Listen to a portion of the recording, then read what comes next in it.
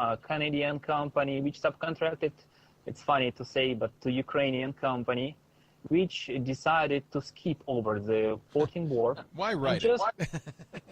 It's already been just done. Fuck ScummVM and start selling. That's what happened. Wow. And there was, we approached GPL violations org, you know that company, and they helped us. They gave us a lawyer, and we started negotiations with them, and we decided to settle it down before going to court. And you can read about details on my blog, sale-notes at blogspot.com. I wrote it like last month, and those two guys which were under, which performed all the paperwork, they cannot talk about it because they obliged by the law. Right. So this is a problem, but that Atari wanted something, I guess, for the Wii then, right? Yes, and the problem of Atari is that they use Nintendo. It was free Wii, yes, and they use Nintendo SDK for that. And Nintendo SDK cannot be open sourced, obviously. And by linking again GPL, and they put themselves in a clash situation when they cannot release the source to GPL, and from the other hand, they cannot continue selling their game because they are violating the GPL. So it settled down that they have a grace period when they have to sell all their stock, and then all remaining copies have to be destroyed. And also, Free Software Foundation got a quite nice donation because of that. Good. So it was this is an example of where the GPL actually worked in order to prevent someone from misappropriating something that you guys have put your time and energy into, and then used in a way that was really unintended, and without even acknowledging it, from what I understand. I mean, there obviously was no disclaimer in the box that said, you know, this was generated by the ScummVM project. I think Atari didn't even know, I bet you. Exactly. Atari didn't even know because they subcontracted it. Right. They just checked. The game worked well, as you just saw on the... It works really well, yeah. Yeah. And Wow. We found certain bugs which were in ScummVM only, and they were present on the console. And we also take a look into the engine, and it had all the copyright and all the credits to ScummVM team inside, but it was not visible on the screen. They didn't bother to take those out. They just It took sounds your like you source would code. it sounds like you should put a back door in ScummVM that you could always do left, right, up, down, or something, and up pops up a screen that says this was built with ScummVM. Yeah. That would be a secret backdoor. Yes, there is one. Of course there is one. Wink, wink. Yeah. Everybody knows that. It's the source, yes. Yeah. So what's the smallest thing other than the iPhone that ScummVM has been ported to?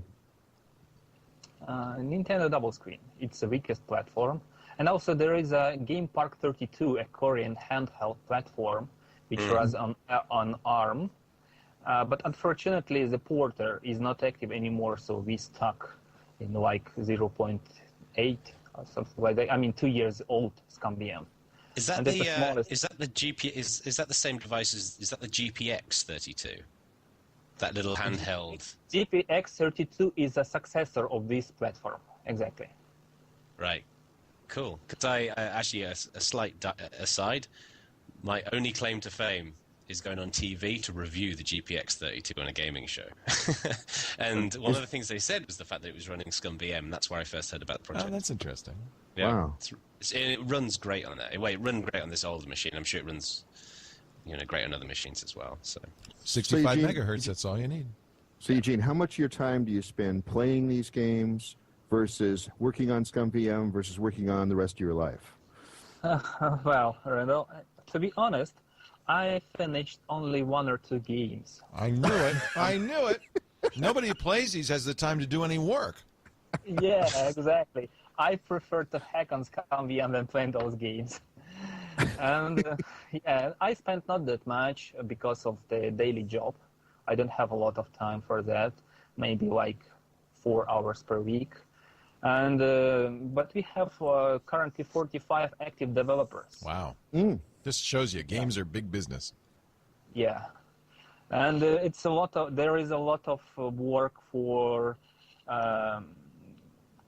guiding the project, for PR work, emails, organizing developers. I also organizing the release cycle, and currently we are gearing towards attention 1.0 release of ScummVM. Wow. It will be next one. Yes, it's a milestone, because before that we were officially beta, but now we are going stable. And that's what we are working now, even today. That's great. Congratulations. How do you coordinate this? Is this SourceForge or some other system? Yeah, SourceForge. We have SourceForge. We have IRC channel. We have developers list. We have wiki. All modern means. Cool. So many of the games that are running in ScummVM, ScummVM sounds great, but it sounds like some of the games that have been released have they been released under an open source license? I mean, can you get the source code to some of the games? Yes, Beneath Steel Sky has its original engine released as open source. Oh, that's neat. But of course, if you want to know how some particular games works, just take a look at ScummVM source. It's there. I was just wondering because what could be quite cool is to say take a game like under a Steel Sky, whatever else games are out there, and obviously do mashups and do changes, and maybe wouldn't that be fun? Yeah. Maybe Leisure Suit Leo or something. Yeah, that's a great idea. People do that already, and Leisure Suit were already supported by ScummVM. And there is this superb AG Studio and also SCI Studio for later Sierra games, where you can alter those games. But of course, you will not be able to distribute them because of the copyright on the characters, on the game data, etc. But you can create your own games, and there is a fan base of game creators for those engines. And of course, they are run well under ScummVM, and so you can create game which will be run under ScummVM, just not with Scum engine. Use anything else, but not Scum. Because, or you can use Scum, but expect lawyers from LucasArts to ring your doorbell next day. Wow, it's amazing that they're so actively protecting it. They actively defend it. But you see, they started to sell it just last week. Oh, really? Yeah. Oh, interesting. On Steam. So Steam. Okay, so that somebody wanted to know that. So when I'm playing these games on Steam, I'm using their original Scum. Exactly. Oh, interesting.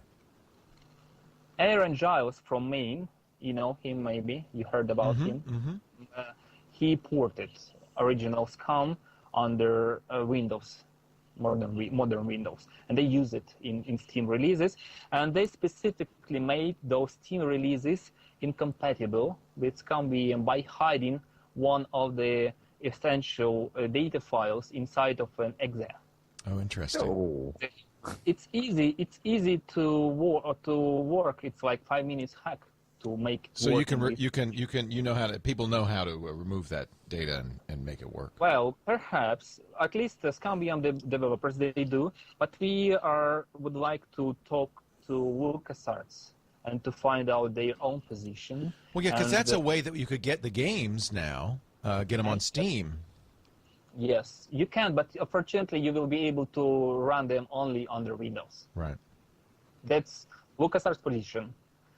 And we don't want to intercept with that. At least we will find out about their attitude, real attitude, not from somebody from the lawyer department, but from somebody from their management. And perhaps it will be a good chance to collaborate with them and finally resolve this situation with this legal situation. And even we would like to help them to run these games on those new cool new platforms, because ScummVM is about portability, and they just can take it, sell it,